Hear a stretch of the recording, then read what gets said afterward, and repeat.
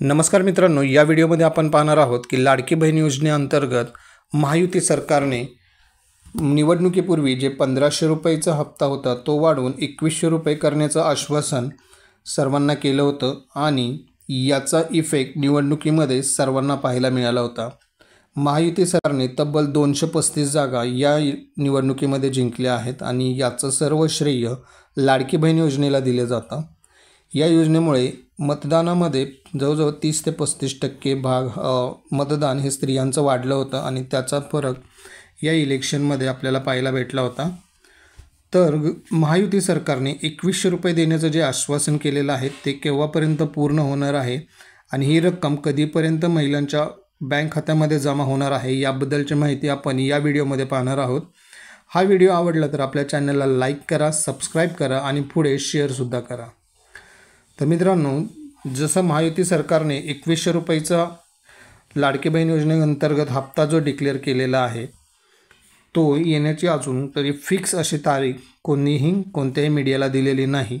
तिने राज्यातील महिलांना आश्वासन दिलं होतं, राज्यात पुन्हा सत्ता मिळाली तर आम्ही लाडकी बहीण योजनेअंतर्गत महिलांना दरमहा 2100 रुपये देऊ। राज्यात आता महायुतीची सत्ता आलेली आहे, त्यामुळे योजनेतील पात्र महिलांना त्यांच्या बँक खात्यात 2100 रुपये कधी येणार याची प्रतीक्षा आहे।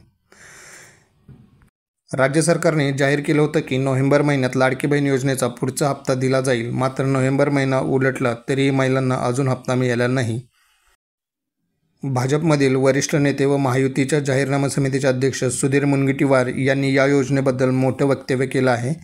त्यांच्या वक्तव्यावरून जाणवते की या योजनेअंतर्गत महिलांना 2100 रुपये मिळण्यास विलंब होऊ शकतो। त्यांनी मुलाखत दिलेल्याप्रमाणे लाडकी बहीण योजना जी दिवाळीमध्ये भाऊबीजेच्या दिवशी चालू केली होती, त्याच वेळेस वाढीव 2100 रुपयाची रक्कम भाऊबीजेच्या आसपास चालू होऊ शकते असं त्यांनी सांगितलेलं आहे।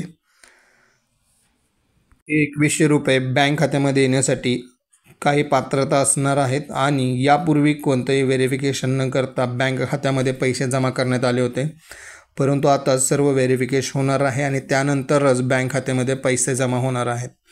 त्यामुळे या प्रक्रियेस विलंब होऊ शकतो आणि यात पैसे कधी जमा होणार आहेत याचं नवीन अपडेट जसे आपल्याकडे येईल आपण या यूट्यूब चॅनलवरती सांगणार आहोत। त्यामुळे पुढील व्हिडिओ खूप महत्त्वाचा असणार आहे।